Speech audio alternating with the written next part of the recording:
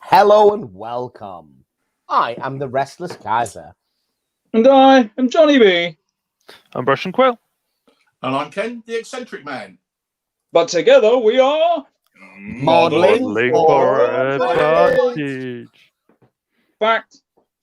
So there we go. So we'll have a quick look at the comments and then tell you what we're up to. Josh Wood is here. Good evening, buddy. Rosie Raccoon, always there. Always. Xanax is going to catch the rerun. I think he does like the school run for the kids. He's over in the States, like immediately as we start the show. Josh Wood, I've just come off shift. How are you, Rosie? She loves to fluff the boys before the show. Team Clueless Games, evening there, Nick. Who else have we got tonight? Oh gosh, they were quite chatty before we started. Rosie. Duncan FX, hello there, buddy. Thanks for being on last week. Friends of General Haig, good evening. Tony Halton is here. Subcommandante 73, hello, sailor. Friends of General Haig, blah, blah, blah, blah, blah. Oh, I think I just saw down the bottom there a friend of yours, Grandad Gamer. Hi, everyone. Do you know that guy? And Jono. Black Country Soul. Is that one of your guys? No, and sure, Dominic Gaming. All right. So what are we up to tonight? Doing a little bit of painting. I've got trying to get some base colors on some miniatures myself. I've got to get another base coat on these Team Yankee 109s. As you can see, I haven't painted the backside yet. The backside and getting the flesh coats down on these bendy resin. Stay away from it, John. Archers from the Hail Caesar set. What are you up to, John? Very nice. Similar era. I'm working on getting the base coats on 8 Schlingers tonight, opposed to the 12 Gaelic Schlongers that are also in front of me. I'm not painting willies tonight. I'm just painting slingers. We're up to Callum.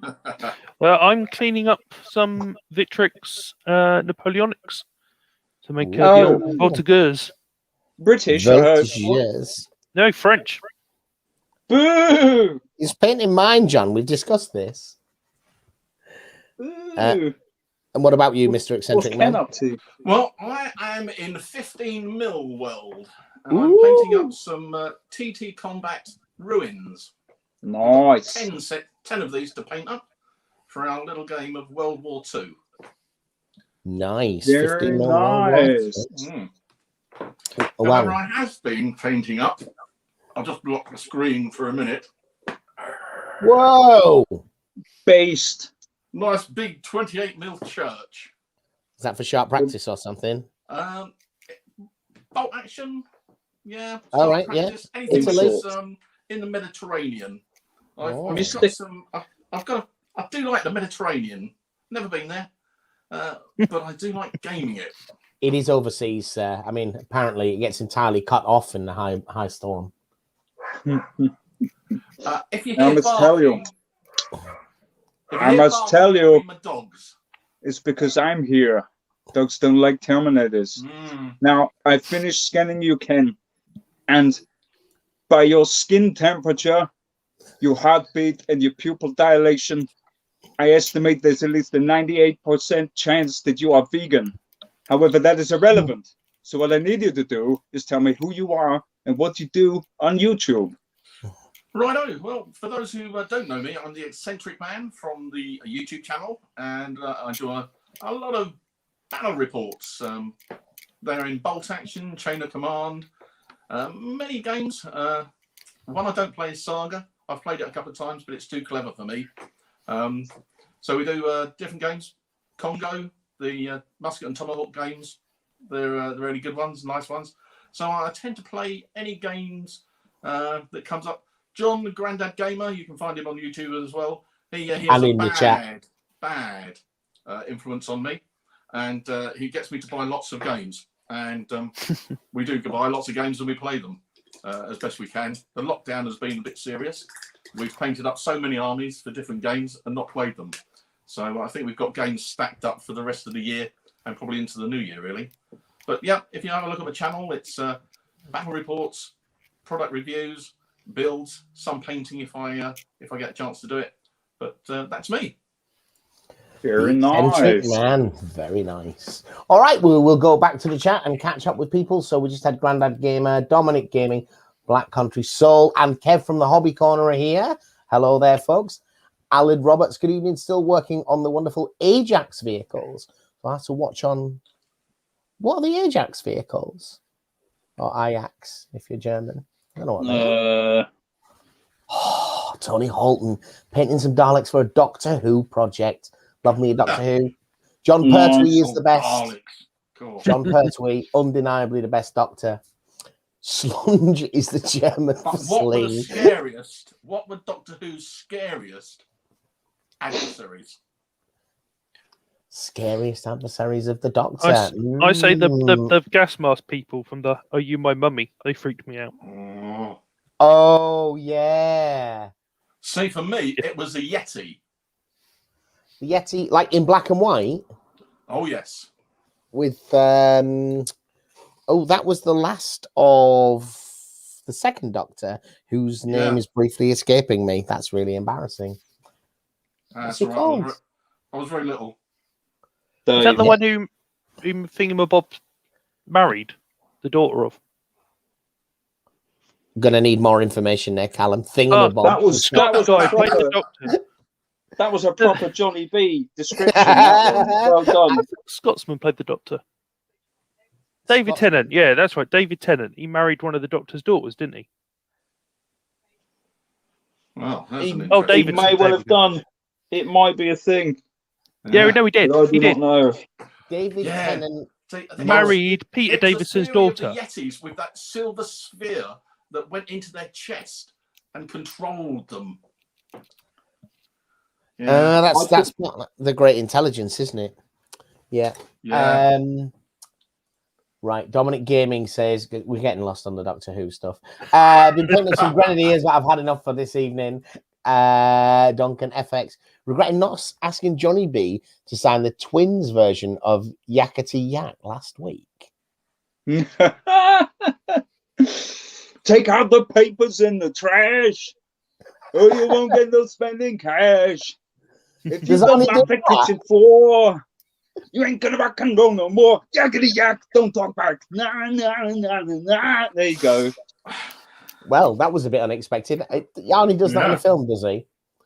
Twins. Hold it right there. Great film.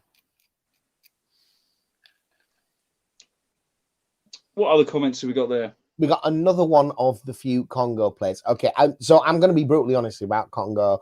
I had, when Copplestone was working for Foundry all those years ago, what was it called? It wasn't called Congo. It was called something else originally.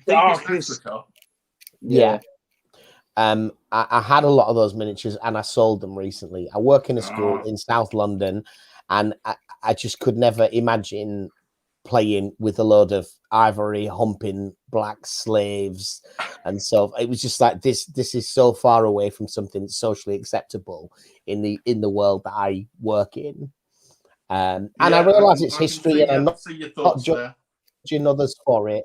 But there's definitely an insensitivity, and those models. I mean, a lot of them, you know, they're a bit dodgy in terms of arguably being a little bit racist. I have to say, I think it's very easy for someone to be offended looking at that game. How about that? That's my That's I think those the old Wargames Foundry ones as well, perhaps along those lines. Yeah, that's, you know, and it is straight up history, absolutely, you know, and they're really Zanzibari slaving ended in something like 1960. It's ridiculous, but that doesn't mean I want to role play that. No, we changed the settings on that for the type of games we play. Yeah. Tom Baker is obviously a very popular Doctor. The Silurians, they were pretty good, and they made a reappearance. Tom Baker is the Doctor. I'm telling you, it's John Pertwee, man. It's John Pertwee. I'm working on my Philippines World War II 1941 Americans. We might as well just put them all really tightly into a box, mate, and then just surrender. We might as well. It's basically what happens, right? I have seen what he's doing, and right? and he's got the Pulp Fiction figures. All right. Fiction, Pulp, whatever they are. Pulp. Yeah, the Canadian ones. And he's modelling it on a John Wayne film. and they are looking good at the moment. Is this a John Wayne film where somehow the Americans don't get utterly overrun and crushed by the Japanese in the Philippines then? Which is what actually happened. I'm not sure. I can't remember having watched it in the past. It's unlikely to have John Wayne surrender into the Japanese though, right? Unlikely, yeah. Unlikely. I think he probably escapes on a boat or something like that. Oh, right. Yeah, MacArthur. Yeah. I use John Pertwee in games, very unit-centric. Absolutely. You mentioned the Yeti. The first appearance of the Brigadier is in the Yeti, I think. Yeah, Davidson's daughter. You're right, catching up now. Working on some old GW Epic. First word game I got into the early 90s. I was quite the Epic fan. I still think they're going to bring it back. I think that Adeptus Titanicus is like a preview of that, really. They keep threatening that. Yeah. Well, they haven't said it, but everyone around the hobby has said that, I think. Cybermen from the originals, not the the Cybermen.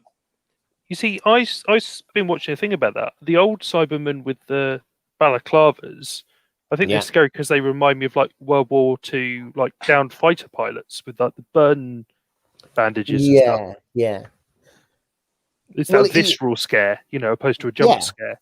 Well, you feel that there's a modified man in a suit, right? Rather than it's just a robot or something. Yeah, legend.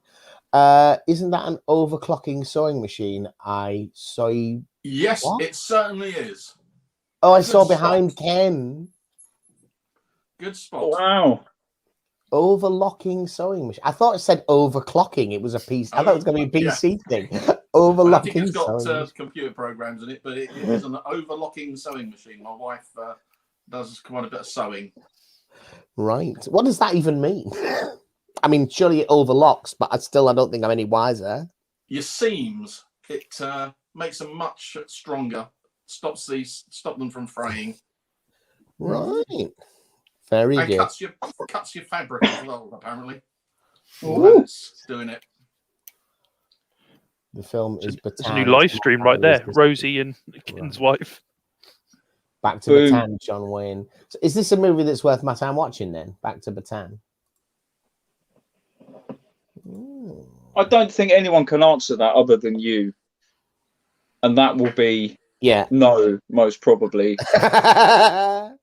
Well, is it a film or a documentary? John Wayne. That depends on your point of view, doesn't it? Well, I was Top going to be question. very unkind to our American friends, so I will refrain. That is very true. All right, so so a few things to talk about while you're here then, Ken, because you do the where we have the most common ground, I think, is probably Bolt Action. There's stuff going on there. So the new Island Assault box then, I mean, I'm assuming everybody who's interested knows about this. So Bolt Action, they had the starter set, the Band of Brothers starter set, which you can buy on our website if you're in the UK. Advantage.co.uk, but that's based, that's US Airborne and German Grenadiers, Panzer Grenadiers in the half track.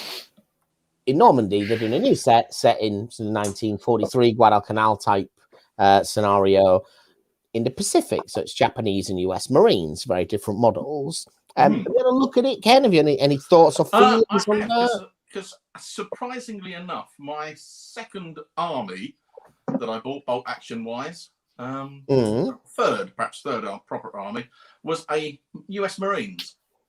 Right. And we played with the Empire in Flames book. Supplement, one.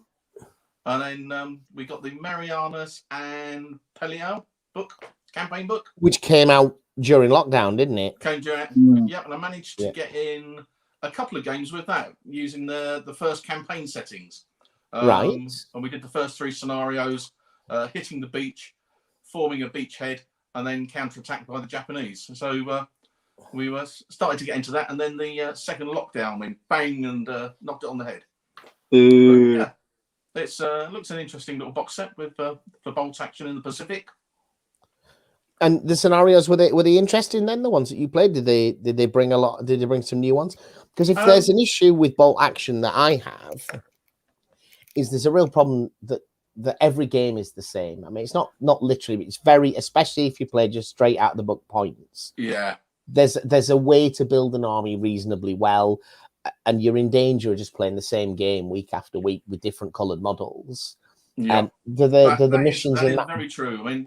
I mean, from a channel, I started off doing Warhammer Fantasy for about the first 3 videos, and then it went bang end times, and I swapped into. Oh, right. Yeah, I saw a bolt action video. I've got no idea who did it, but I looked at the dice mechanism coming out of the bag, and I thought that looks really good. Yeah. And it was. But as you say, if you can get drawn into pickup games and just using 2 or 3 of the basic scenarios, and I think that does get boring.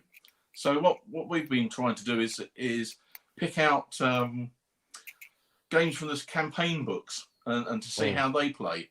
And losing that, one of the hardest things I found was losing the competitive mindset, because I had played Warhammer and tournaments and events, local ones and at Warhammer World, and I was very much into competition gaming, and that sort of spilled out into the bolt action, and then it suddenly hit me that actually it's more fun to look at campaign systems and look at the theatre lists, and then start to look at building your armies for that, because you could read some of the books and you just pick up information.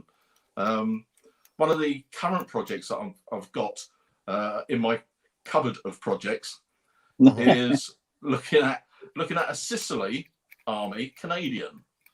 In the new Canadian British sectors book, Bolt Action, they done a 1939 to 43 army list, and I've been looking online, and I've looked at some Canadian stuff for Sicily, and you've got the Canadian Seaforth Highlanders, who were in conjunction with the 3 River Regiment of Shermans, Canadian Shermans, and that's where my thoughts are going. So I've got myself an 8th Army box of figures, and I've got myself the new British and Canadian box, and I think I should be doing some mixing and matching of arms. So I have some in short sleeves, some in long sleeves. Right, but everyone wearing full length trousers? No, because there's pictures in Sicily of sections, and some have got long trousers and some have got shorts. Right. So you can have a mix and match. Interesting. Mix and match. You mentioned army selectors, and it was actually army selectors was one of the things that really started to put me off that more competitive approach to bolt action. Yes. Because there's what you just talked about is having armies that are a bit more narrative, but that's not my experience of people using army selectors. My experience is not if you go to many of the events. No, this army selector allows me to have 3 flamethrowers. Yeah. That's like okay, right. So what you've just done is just leverage the really broken things in the rules, haven't you? Oh yes. That's nothing to do with flavor. You know, and you meet those people saying, "Oh yeah, this is my fluffy list. It's my 1939 Polish light dragoons." Like historical. What? Yes, but it's only historical because it matches everything in that theatre list. Yeah, but is it historical to what you actually want to play? And I have no problem with people playing competitive games whatsoever. But it's when it swings to everything being driven to be competitive, and you get new people coming in who might like to go along to an event or a tournament, and they get a bit put off by getting smacked. With what they think is a historical army list, and that's a problem. Yes, and people's often I find that people's investment in that army has got nothing to do with their. It's like, oh yeah, my granddad was in the Seaforth Highlanders. Exactly right. I found something curious in here. Yeah, and you go. The historian in me is really, really upset when I see people playing French lists in Bolt Action and doing well. It's like this was a multi-million man army that was crushed, right? If this army does well, there's on a 1v1 scenario, there's something really wrong with this game. Oh, but they did well in certain places at certain times. And but you're ignoring the mass of these several million men involved. Overall picture, get crushed. I'm not saying that there aren't specific moments and specific formations. But could you not argue that that comes down to the commanders and the leadership, and that's the bit you as a player are replacing, and therefore the actual individual actions of the men themselves may be on par to what is historically right. Yeah. All those parts. Yeah. But I have a really different view about leadership in Wardo, I guess, than a lot of people, because I think a lot of the things, because we talked a little bit before the show, didn't we, Ken, about Lardy games, and they're very, very focused on initiative and low-level leadership, command and control. But I think that has got far more to do with motivation, individual initiative, and training. I don't think it's about what junior officers do. I think it's about what motivated, well-trained soldiers do.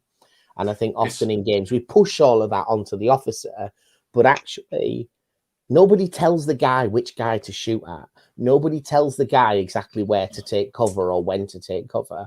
The officer tells him when he's got to get out of his cover and run. That's what the officer does.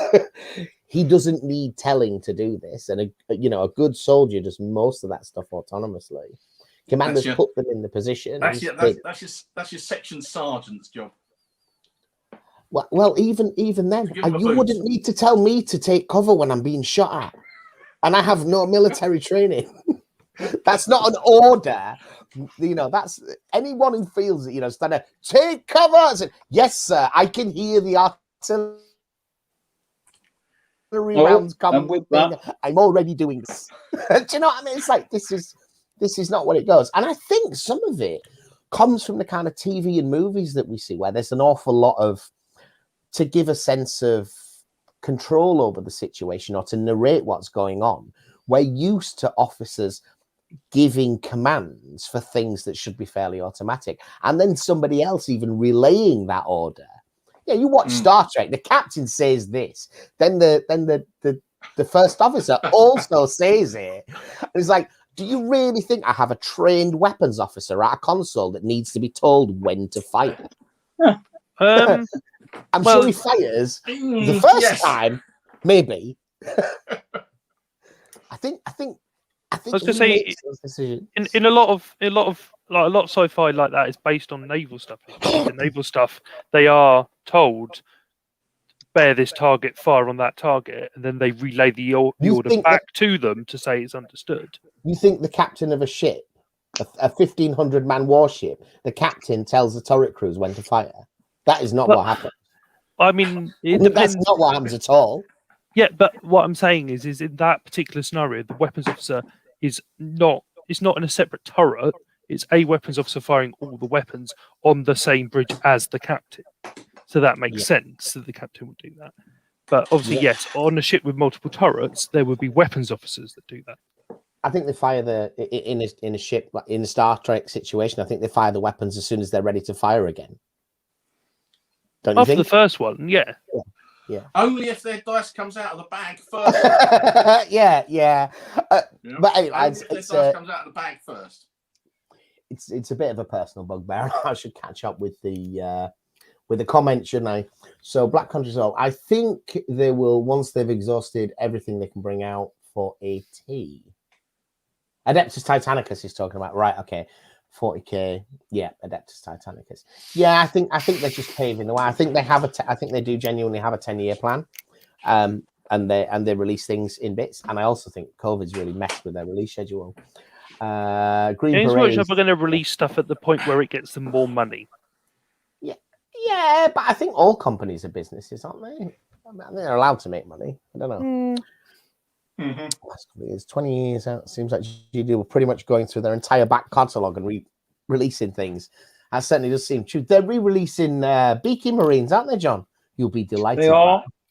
They are in their whatever Hordes Heresy box that's going to be. Yeah. Next one's Mark 6. They're meant to be re-releasing old fantasy. Yeah, that is a thing. There's talk. Mm. Big advocate for narrative play. It's much more rewarding. Yeah, so it's just different. Narrative play means different things to different people. Than it. What I increasingly feel I want out of games is the sealed deck experience. I think is what I want. Is the scenario says this is what you've got. It isn't equal. It isn't even. So you've got these forces and they've got those forces, and this is the mission objective. And where the scenario and the forces involved have been customized so that you're going to get a good game out of that experience. Yeah. I think, and we try to do that with what we tend to call narrative games, and we find that it's when we play games where we build armies with points in a vacuum, and then we turn up, where you get a game where somebody gets crushed on turn 2. Or, somebody's army doesn't quite gel. Like, I thought taking all these inexperienced units would work for me, but nobody did anything for the whole game, and it wasn't fun to play through, or whatever. And I think you get that in board games, and you get that in card games. I'm not suggesting they should make literally sealed decks, but the full scenario. The problem with wargaming is my collection probably doesn't match up with that. But I'd like to see more. I don't know. Like battle sets from Warlord, a little bit like those starter sets, but with maybe 20% more models. I know they do £200-300 battle sets, but they're like a massive investment for 1 or 2 games. I think it also depends on how you're collecting. So, like my 28 mil Napoleonics are a specific division in a specific corps in a specific army, a specific battle. So when I play them outside of that, it would be like, well, how would this do in other scenarios? Yes, absolutely. We're gonna show some photographs in a second. I think the other thing to mention on Games Work on Bolt Action while we're there, though, is if anyone doesn't know, I received an email today, and it's probably on their website now. They're putting their prices up on Sunday. Boo! Across the range, and what that's likely to mean for the consumer is around about 12%. So if you are inclined towards buying any Bolt Action, but their whole stuff, black powder, anything, we've been told as trade customers, the prices go up on Sunday. If we get an order in by Thursday, we can get some. From our end, we're going to hold the stock that we've already got at the price that we paid for it. So the price you see today will be valid for a couple of weeks until that stock is sold, and then we'll put it on at the new price. But it is worth knowing, I think, because 12%, especially if you're going to get like £100 starter box or something, it's a decent amount of money. Granite Gamer, one of the biggest problems I feel is a lot of players only play scenarios from books and don't use their own imagination to create their own scenarios. Yeah, I think that's the case in some people. I also find people are sometimes really bad at judging the impact that the scenario they've created is going to have on the rules. So I don't know. I played World War II games where people have had an immobilized tiger because it's out of fuel, like in the middle of the board, and thinking, oh yeah, but it can't move anywhere. Saying, no, but it's still a bloody tiger, and he's put it in the middle of the board. You can't escape it. The immobilized tiger at the back of the board, tucked in behind that church, that's a useless item. But that one on that hill in the middle of the board is going to dominate this game.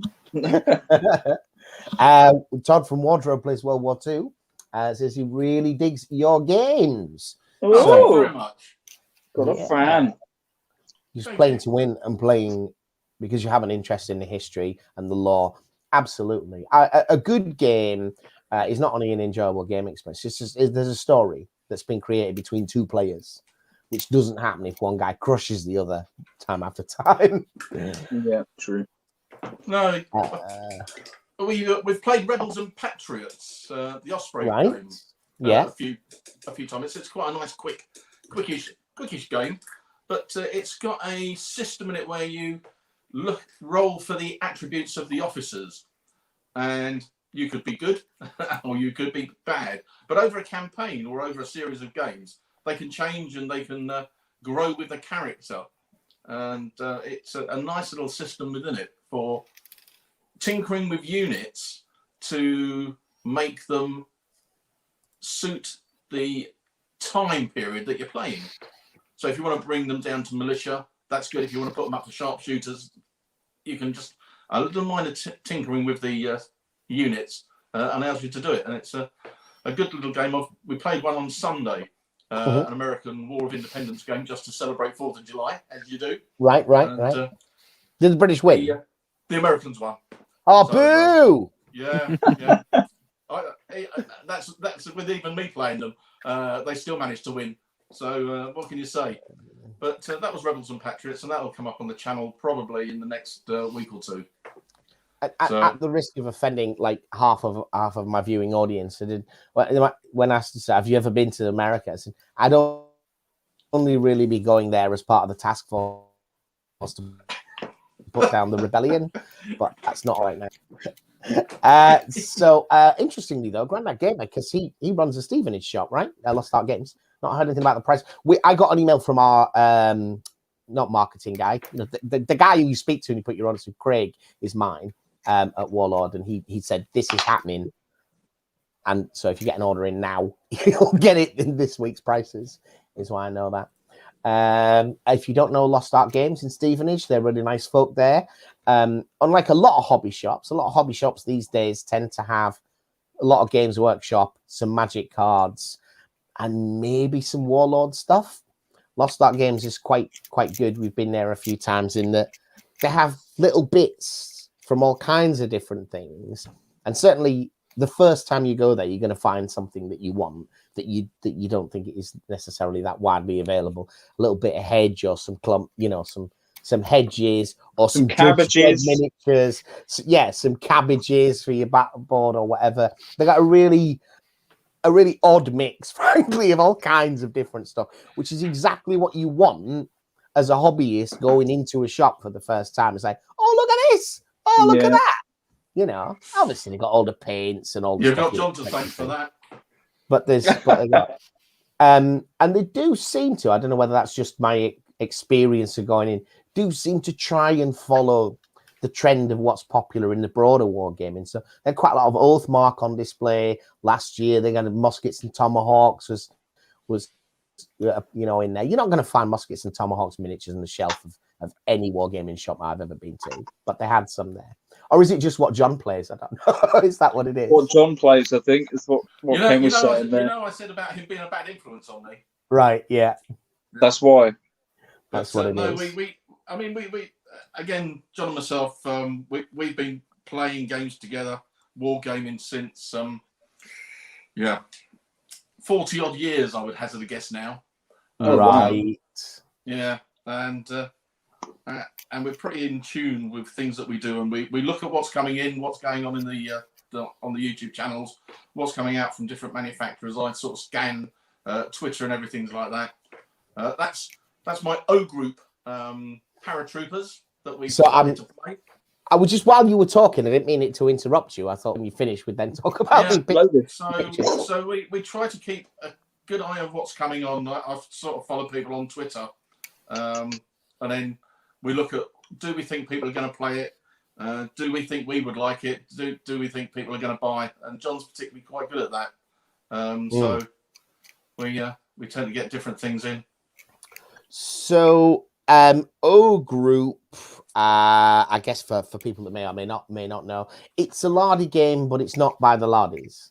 No, it's Rise Switch Press and by Dave Brown, who writes for them. He's done Pickett's Charge and General the Army. So he does some more bigger games, and O Group is based on a battalion size game. We've played 2 or 3 games of it and I've quite enjoyed it. Good. But it is a game that's very focused on command and control and initiative, and it has that thing that I saw in some of the Lardy games is a very empty battlefield. A lot of you bring things on during the game in the middle of the battlefield. Jump off points. Your troops have made their way up to jump off points, and you can come out from those jump off points using combat patrols that have have taken the ground. So yeah, various things that it runs through on it. And it tends to be played in 15 mil. So are these, what miniatures are these? Are they the Flames These of War are ones? Plastic Soldier Company. Right, yeah. Ah. PSC miniatures, very nice. Yeah. Okay. And I love the fact that you got a load of them in berets. I mean, obviously, in a battle, you're wearing your hat instead of your helmet, right? Oh, Yeah. unless you're a paratrooper. Yeah, because you're a paratrooper. Absolutely. All right. If you're a para, then that's for some reason, it is not letting me cycle through these pictures, which is quite weird.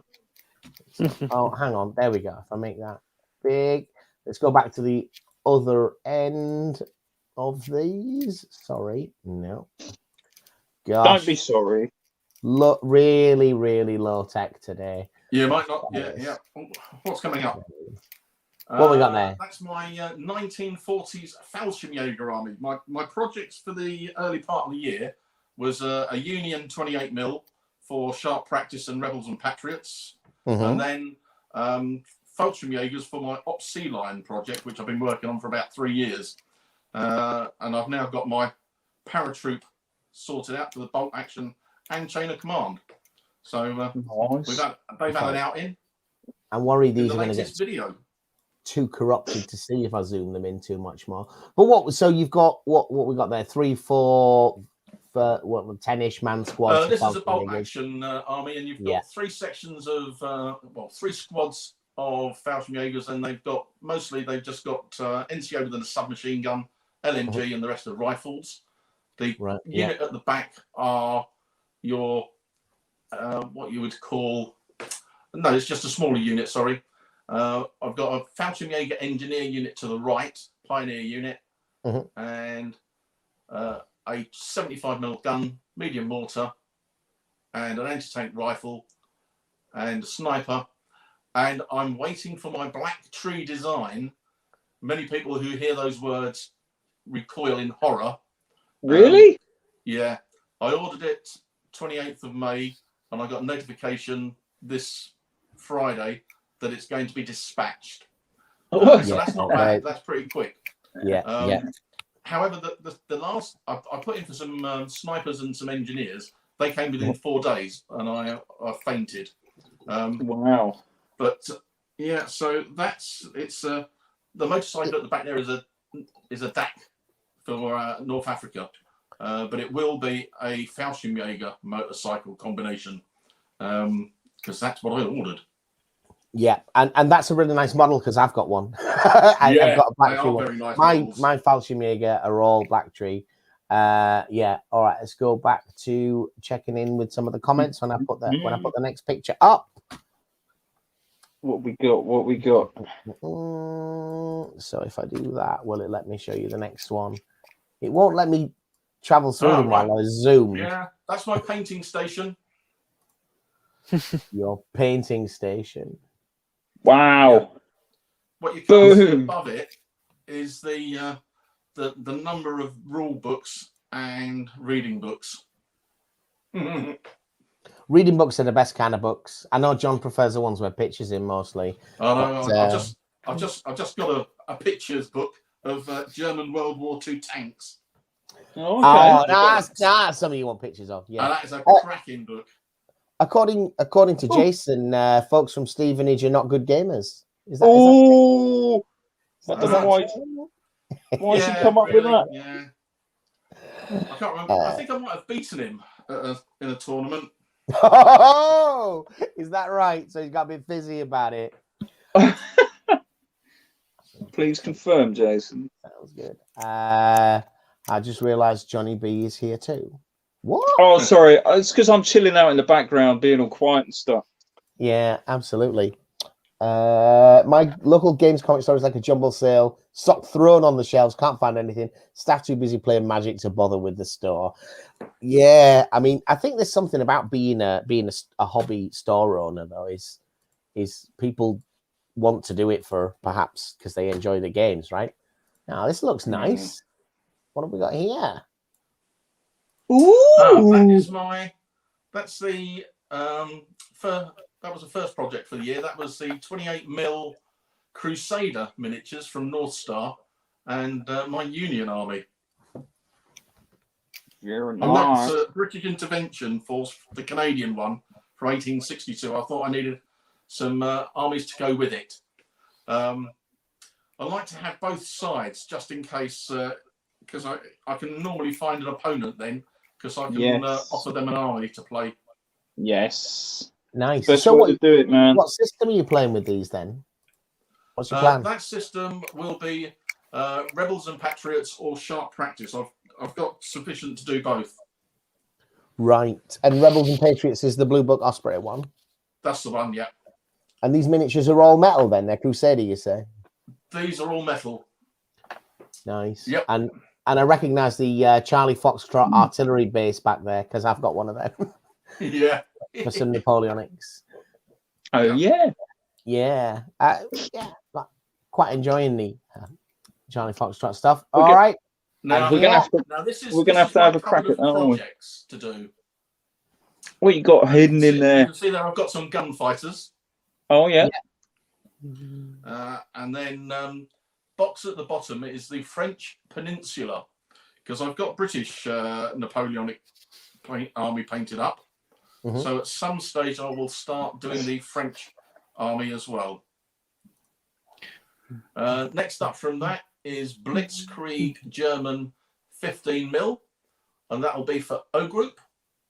Right. And then we've got our New Sicily stuff, which is the British 8th Army, the British Commonwealth, and Canadian, and a Mark V Sherman. A Sherman 5. Nice. Yeah, I tend to like to have projects set out for the year.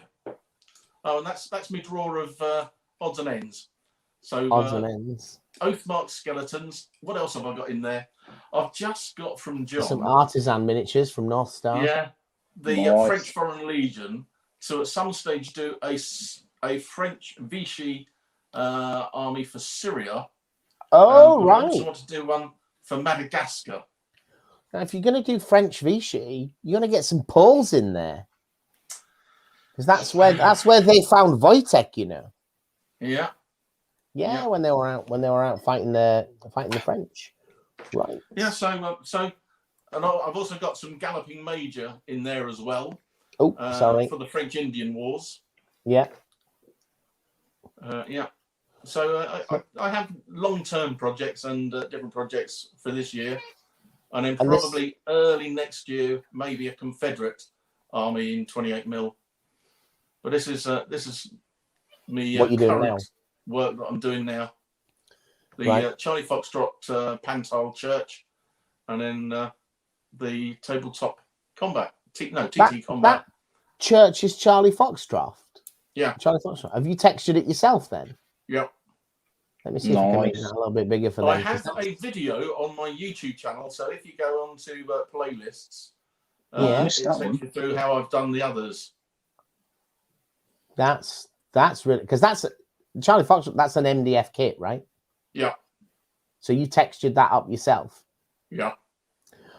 For anyone that's not had a Charlie Foxtrot MDF building, it's interesting. There's a really stark contrast in this picture here, because the type of MDF building you get from TT Combat is totally the opposite to what you get from Charlie Foxtrot. The TT Combat, it'll be in 4 or 5 pieces. It'll slot together and make you a very basic frame building like those, and they're very cheap. You know, for what they are, they're decent, but they're cheap. Charlie Foxtrot comes in a million pieces with no instructions, like every windowsill, things like that. I've got a French farmhouse or something on 3 floors, and it's about 150 pieces in just loose bits of MDF. And I'm looking and thinking, I need to do that one day. I always recommend dry fit before you start, and but he also tends to provide.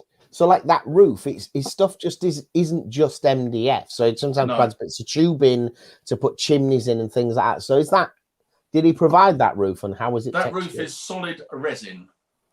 Right. What? Yep, that is solid resin.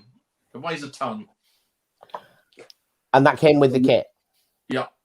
Yeah, because you recognise you can't make a nice tiled roof in 28mm out of MDF. And providing an alternative. That was why he went down the route of resin for the tops.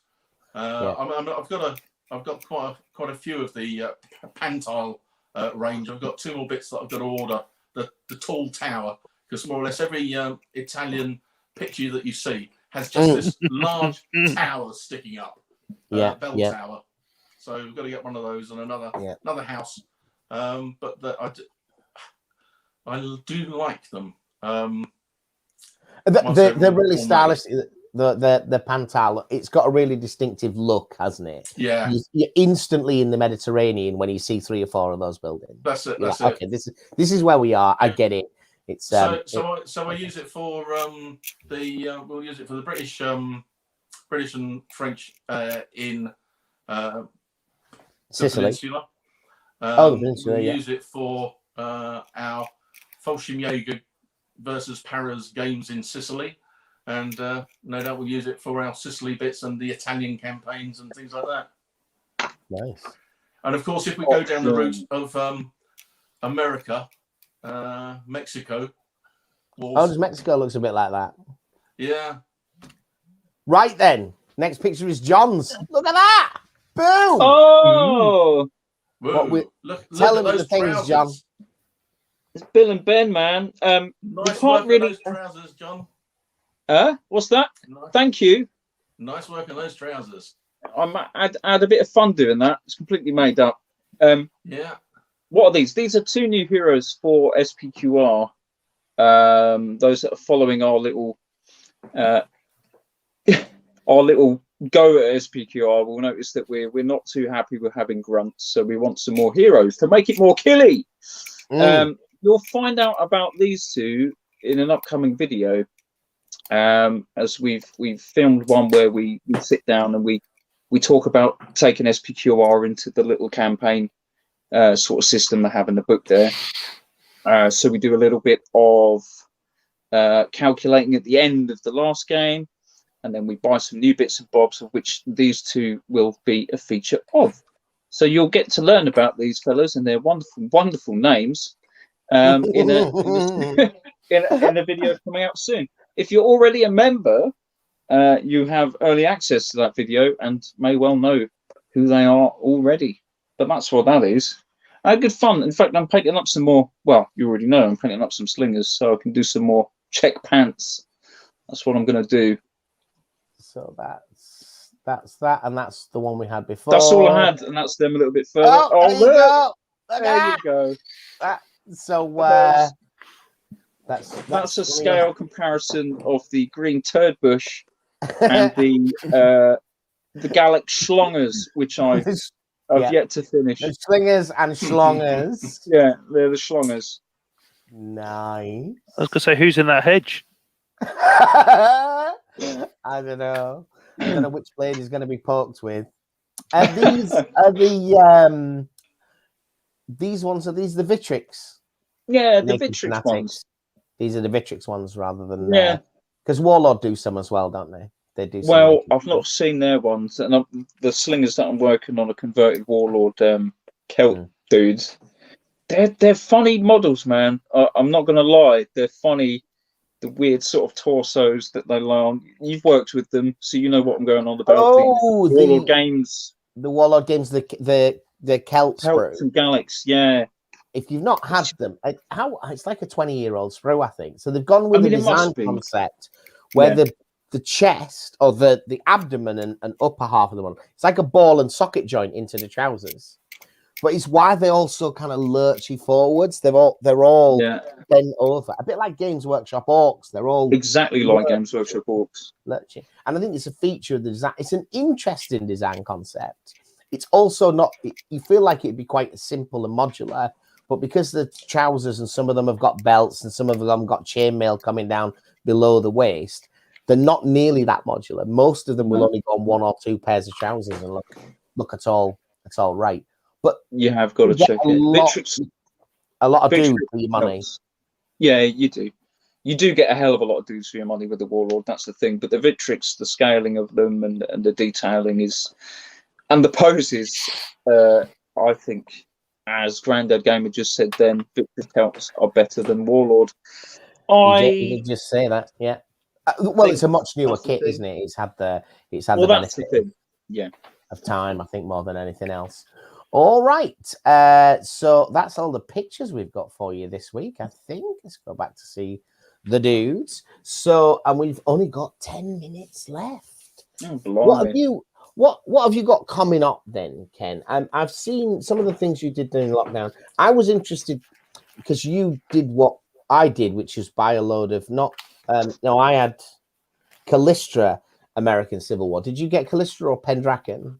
I did a lot of Lancer miniature. Oh, there were Lancer 10 ones. mil. Because Kevin is another old, long-time friend of 40 years who runs Lancer miniatures. So it was quite easy for me to get them in lockdown to paint them up.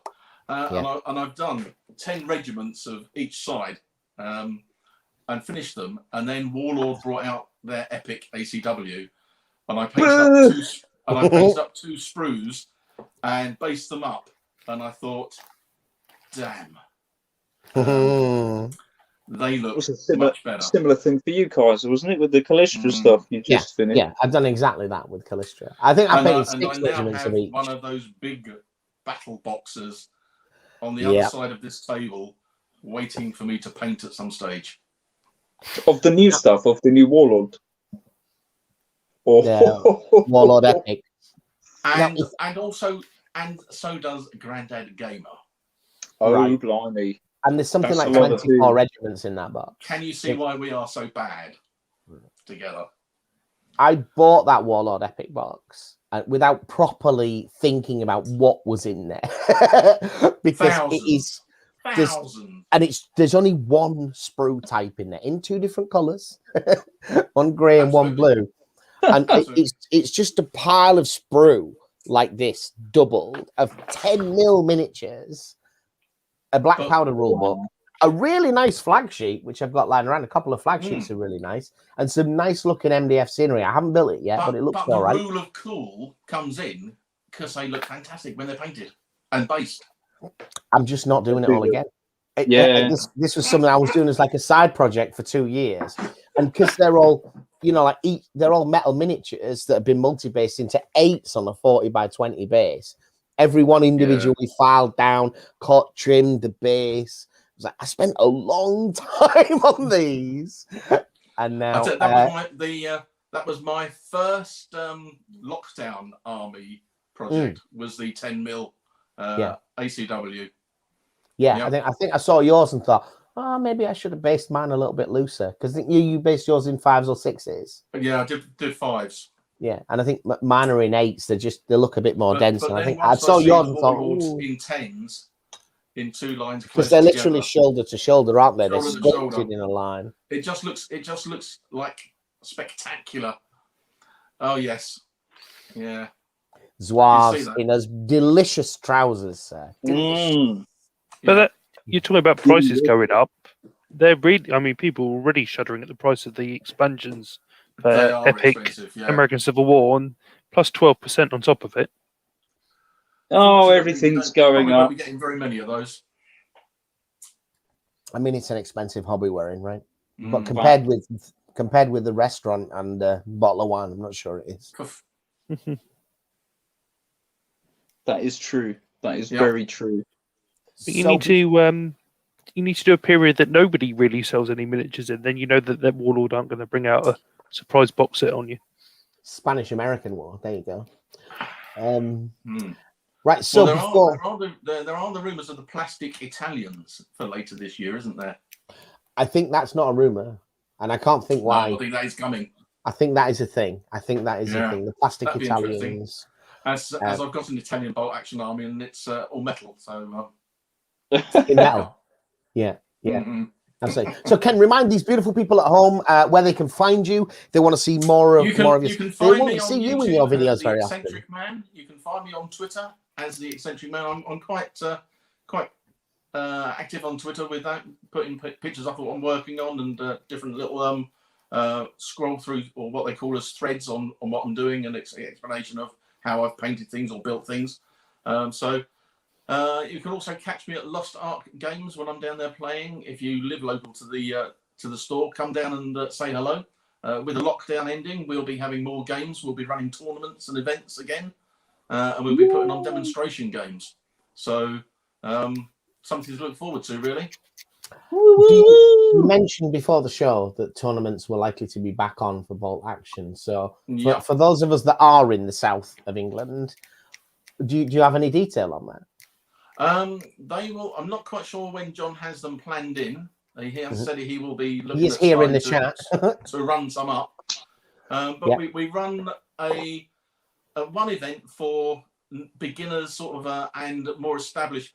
I heavily monitor the army lists that come in, and we theme it to a particular era and set of years. And if it doesn't look nice, I bounce it and make some recommendations. And then we run another event for those who want to bring all their toys, and no holds barred, more or less. So we try to cater for different people. For the both, yeah. What a great idea. Plastic Italians is a 70s punk band, yeah.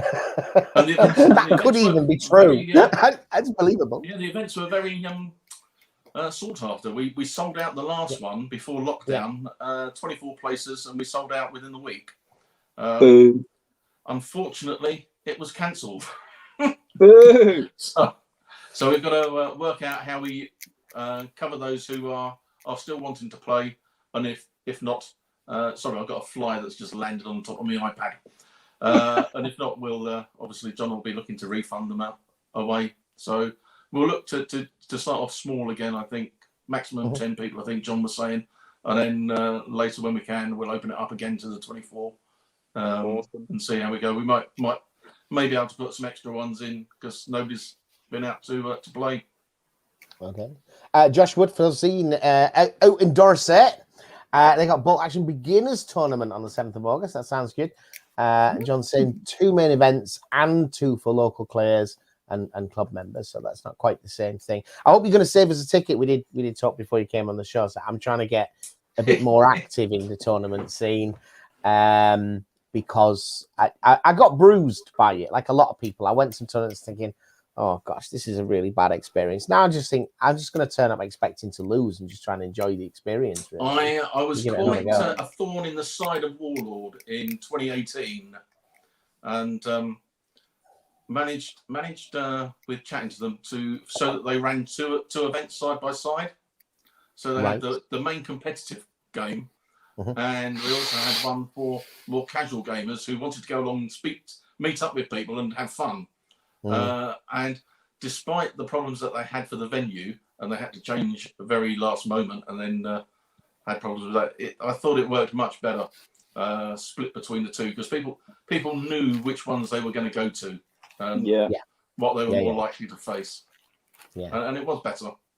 Yeah, good. Maybe at some future date, a bit like with golf, we'll all have a handicap when we go into a tournament. So I've got a handicap of 21, so I should be in that room, should I? Well, I like playing Italians, so that's my handicap.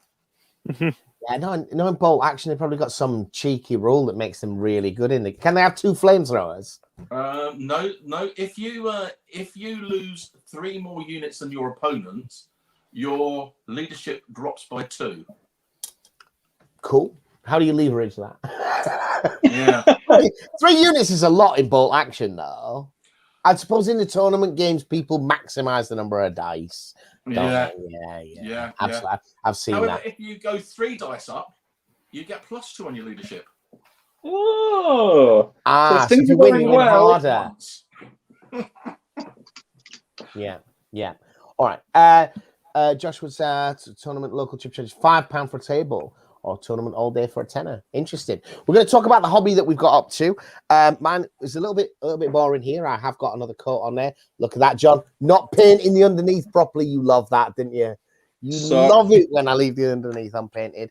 But in case you haven't seen it, as Eccentric Man has shown you his, I'm going to show you mine, because I've also got some of the TT combat buildings, but I've been trying to build over time a diorama type board for Stalingrad 15mm. So I've just glued a load of them together. Excellent. They're the TT combat ones. That white stuff is just going to have other texture material on, and then some bigger residential type building. I can't see the screen whilst having this. No, you're fine. Yeah. One day you'll get round to it. So yeah, well, half of the way through this project, it's got massive drying times, and this material goes everywhere. So I kind of need to do it in the garden and be able to leave it there, and then be able to go back to it the next day and so forth. But also, I come to realize, where the hell am I going to put this when I've got 12 boards like that to store somewhere in my house? So they're on the tops of shelves all over. You know, like the cabinets in the kitchen, like where the crockery and stuff is, they're on top of there. Several of them in this. You'll be having a lock-up storage somewhere. Yeah. Well, who knows? One day I'll become like a YouTube millionaire, right? That's gonna happen. Oh, there we are. I'm gonna get John shaved and in a tutu and like eating noodles. I reckon that's how you make money on YouTube. OnlyFans for me. OnlyFans, mate. There we go. Look, there's some Gaelic dudes. I've got the base coats on them, other than the slings, and the belts and buckles. You've got to get between the slongers and the slingers, John. They are different. Yes, they are. These are the slongers. So that, just go back, if you show them again, because this is a little bit of more of a kit bash, more than just a kit bash, isn't it? Oh yeah. These are. Where do you get those slings from? So the slings are just from the Caesarean, however you want to say it, Romans. The sprue comes with 2 slings on it. So I stole a couple off of you and had a few on the ones that I had. And yeah, I've just converted the standard Celts, taken their hands off and put them in. There's 2 types. There's one that's like down by the side, getting ready to swing, and then there's one like windmilling. So yeah, you can't really see anything, but there'll be pictures up somewhere, and I'm sure there's even a tutorial somewhere. For anyone who's looked at SPQR, the slings do look decidedly better than the crappy bow unit that you get with them, certainly for fighting the Romans. True. And it's worth knowing that the hands don't look horribly out of scale between the Romans and the Gauls, because with a lot of companies, I'll take that hand off there, and you put it on, it's like, whoa! I'll send you in private message a picture of my ancient Germanic army naked javelinmen. Oh, mate. I love me some Germanic sausage. If you think back to the life of Brian and the Roman, whatever it was, commander. Bigger, thicker. Yeah, you might be amused by the picture. I have a very good friend in Rome. What about you, Callum? Show them the things. Where did you get up to? Mine's not very interesting because it's all still grey plastic. So I thought I'd come and join the TT Combat Buildings group. I thought you were the Slongers group. No, show us a Willy, not the buildings. Yeah. If you insist. All right. Where's he gone? There he is. Well, for me, I've painted some walls. Look at that. A start to painting the walls. What is it? Is it like, is it toothpaste? Really, because at the moment I'm decorating the front room as well. Oh, boo. And we're painting bigger walls on a one scale. No, you don't want to be doing that. That's crazy. Yeah. Oh dear, Tony. The worst. The worst. Right. Okay. Yes. Look, it's overtime. I'm getting out of here. One. We are over time. It's been great having you here, Eccentric Man. So the Eccentric Man. Well, thank you very much for inviting me along. Does some great battle reports, Lardy stuff. It's pretty much all historical. I don't think I've seen you do non-historical stuff. Is that right? Only we'll have some Oathmark. Yeah, have some Oathmark. Yeah, we'll absolutely. Great stuff on there. Painted. And look forward to seeing some O Group, because there's not a lot out there at the moment about O Group. It's a very new game, isn't it? Yeah. We're going to be back next week. We have got somebody on next week, and I am so bad at this. I have already got them booked in. It's Harry from Fog of War, and he's going to talk about some of his team, some of his Flames of War, early war British. So if you want to see someone getting really excited about a Vickers light tank and machine gun armored vehicles to face the Devil Hun in France, The early war is the only way to go. yeah, that's one way of looking at it. Only way to go. Motorcycle infantry, all the stuff that got ditched later because it doesn't work. No matter what the rules want to tell you, there's a reason they stopped doing this, and it's not because it was great. Our video's coming out this week. We have got the Hungarian starter set for Flames of War, which should premiere tomorrow at 11:45.